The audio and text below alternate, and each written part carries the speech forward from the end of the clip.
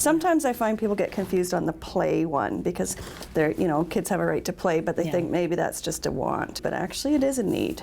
As communication advisor for Saskatchewan's Advocate for Children and Youth, Fleur McQueen-Smith dedicates her career to making sure children and youth in our province know their rights.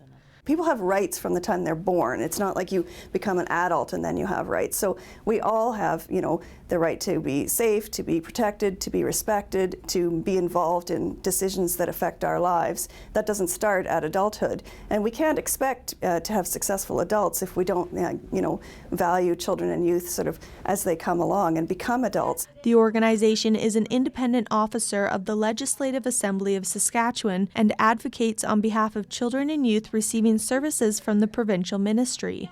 The most important thing in terms of services is for people to realize that they do have a voice and that they can advocate for themselves. If they need help with that, we're there to help with that. The other thing that we do is that we're notified on children who are in foster care if they are critically injured, so injured enough to have a hospital visit, or if they die in foster care. And also we look at critical injuries and death of youth who are in the youth justice system, so in custody. So we look at all of those incidents, and for some we do fairly extensive investigations.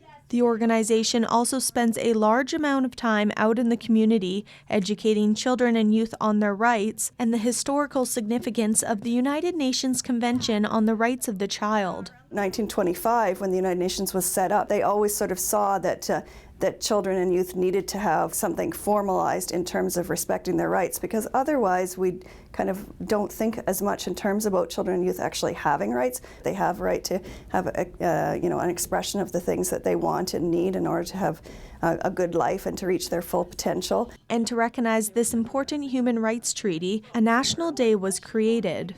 United Nations Convention on the Rights of the Child was signed on November 20th, 1989.